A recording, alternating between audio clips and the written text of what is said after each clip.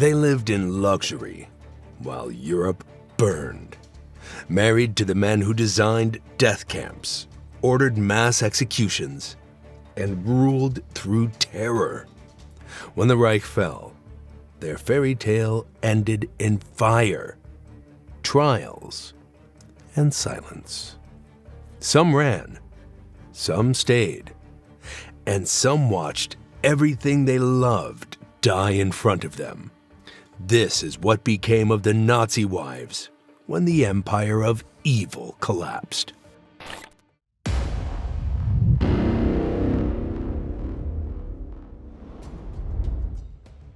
It all began with the woman who spent over a decade in Hitler's shadow, only to become his wife just hours before death closed in. Eva Braun lived a secret life in Hitler's inner circle. She was often kept away from public appearances, rarely photographed, and mostly known only to those inside his closest circle. She met Hitler in 1929 when she was just 17 years old and working as an assistant to his personal photographer. Their relationship grew slowly, but remained private, even as Hitler rose to absolute power.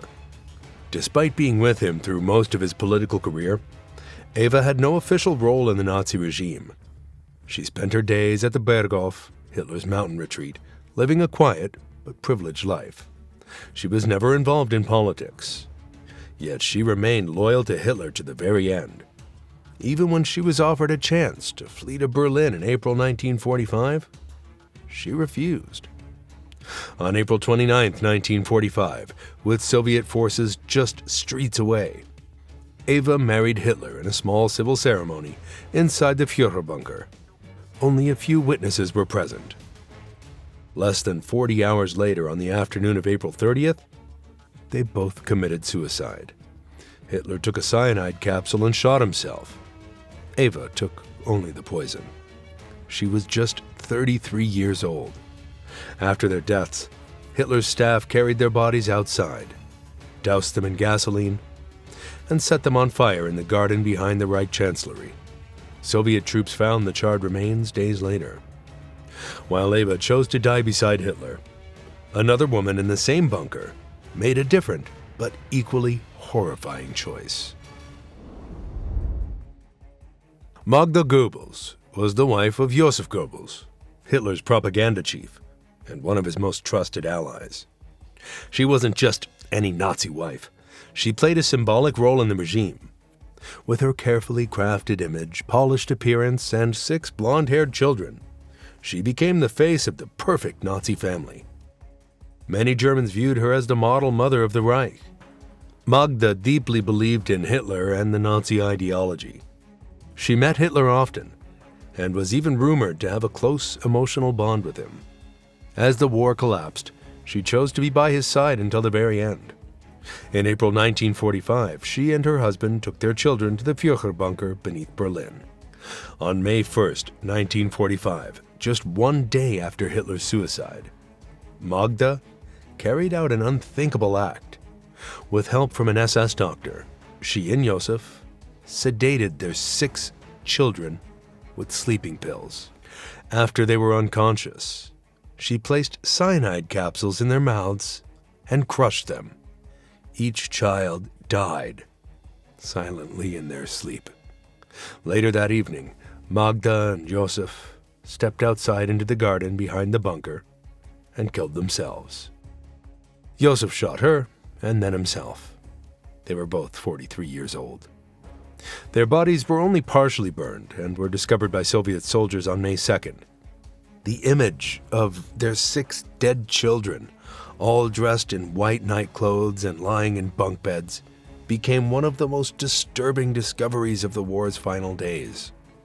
As Berlin burned above and the bunker grew colder below, another Nazi wife, still loyal, still waiting, was clinging to the hope that her imprisoned husband might one day return. Ilse Hess was married to Rudolf Hess, one of Hitler's earliest followers and his deputy Führer. Their marriage began in 1927, long before the Nazis rose to power. Ilse was highly educated, politically active, and shared her husband's nationalist views. She believed strongly in the Nazi movement and was proud of her husband's position. In 1941, without warning Hitler or the rest of the Nazi leadership, Rudolf Hess flew solo to Scotland on a bizarre mission to negotiate peace with Britain. He was immediately captured and imprisoned by British authorities. Hitler was furious and declared him mentally unstable, stripping him of all positions. Ilse remained in Germany with their son, Wolf Rudiger Hess, who was just 4 years old at the time. As the war raged on, she kept writing letters to British officials asking for updates on her husband. After Germany's defeat, she was arrested by U.S. forces in May 1945 and held in internment camps for 2 years, mostly in Nuremberg and Augsburg. Though she wasn't directly involved in Nazi crimes, her outspoken support for Hitler and the regime kept her under suspicion. After her release in 1947, Ilse returned to civilian life, but under tight watch. She became a vocal defender of her husband, publishing letters and essays, claiming that Rudolf was a man of peace and had been betrayed by history. Her home became a meeting point for far-right sympathizers, and she was often monitored by West German authorities. She never stopped calling for his release from Spandau prison, where Rudolf Hess remained until his death in 1987. Ilse died in 1995 at the age of 95, still insisting her husband had acted with honor. Similarly, another one stepped into the spotlight and never backed away from her husband's dark legacy. Lina Heydrich was married to Reinhard Heydrich, one of the most terrifying figures in the Nazi hierarchy. He was a key architect of the Holocaust and held brutal control over occupied Czechoslovakia. He chaired the infamous Wannsee Conference in January 1942, where top Nazi officials formalized plans for the final solution. Later that year, Czech resistance fighters assassinated him in Prague. Lina, only 31 at the time, was widowed with 4 young children. Hitler honored her publicly, and she was awarded a generous pension. She continued living in the family's estate near Prague, a luxurious villa seized from a Jewish family. But everything changed in 1945. After Germany's defeat, the Czechoslovak authorities seized her home and forced her to leave. Lina fled to the American zone of Germany, where she was arrested and interrogated. She spent several months in custody, but was eventually released due to lack of evidence of personal involvement in war crimes. Still, she remained suspicious. Lina had been a committed Nazi and proudly supported her husband's career. Yet she avoided prosecution and resumed life under her maiden name. She settled on the island of Fehmarn in northern West Germany, where she ran a small guest house and raised her children away from the public eye. Over the years, she gave several interviews and even helped with a memoir defending her husband's actions. She never expressed regret for his role in the Nazi regime. Lina Heydrich died in 1985 at the age of 74, still insisting that Reinhard had simply been a loyal servant of the state. But that's not all. Another wife, once a glamorous actress, was about to face the collapse of everything she loved. Emmy Göring was already a well-known stage actress in Germany when she married Hermann Göring in 1935. As the wife of Hitler's closest ally and head of the Luftwaffe, she became a national celebrity. She was often photographed in elegant gowns, attending grand receptions and official events. The German press praised her beauty and poise, presenting her as the perfect cultural figure of the Third Reich. During the war, Emmy enjoyed an extravagant lifestyle. She lived with Göring in Karinhall, their enormous countryside estate filled with stolen art and luxury. The couple had one daughter, Edda, born in 1938. Hitler himself was her godfather. But when the Third Reich collapsed in May 1945, Emmy's status vanished overnight. She was arrested by American forces and separated from her husband. Hermann Göring was tried at the Nuremberg trials and sentenced to death, but he committed suicide with a smuggled cyanide capsule just hours before his execution in October 1946. Emmy was held in detention and later tried by a denazification court in 1948. She was classified as a major offender and sentenced to 1 year in a labor camp. She was also banned from acting and stripped of most of her property and assets. The estate at Karrenhall had already been destroyed near the end of the war. After her release, Emmy lived in a modest apartment in Munich, largely ignored by the public, and far from the spotlight she once loved. Though she avoided political activity, she remained fiercely loyal to Göring's memory and refused to condemn his actions. She died in 1973 at the age of 80, having spent her last decades in quiet isolation. And just like her, another woman simply disappeared, leaving behind 10 children and a vanished husband. Gerda Bormann was married to Martin Bormann, Hitler's private secretary and the man who controlled access to the Führer during the final years of the war.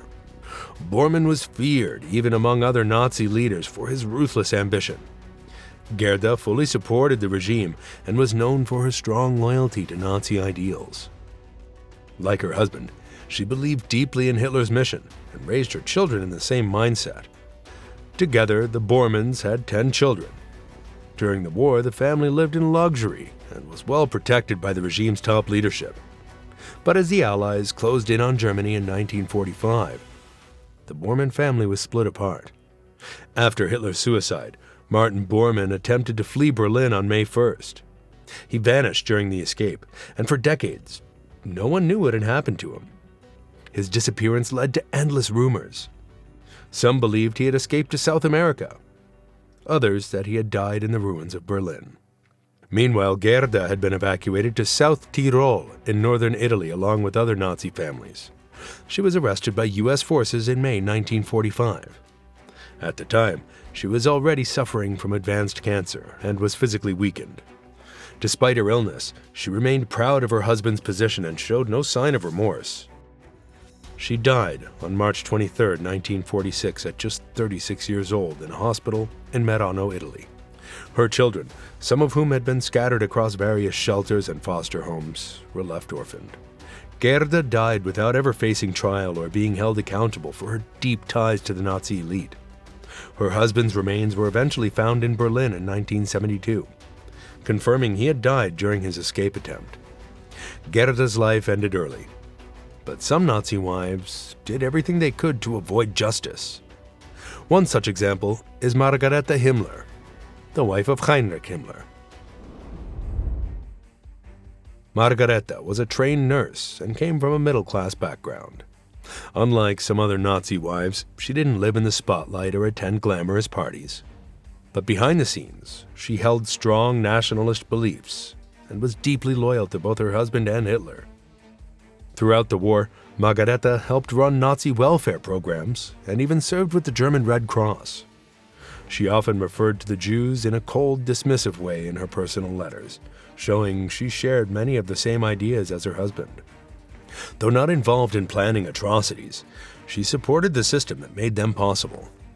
After Germany's surrender in May 1945, Margareta went into hiding with her teenage daughter Gudrun. They stayed in a remote village in northern Germany under false names. Just weeks later, Heinrich Himmler was captured by British forces.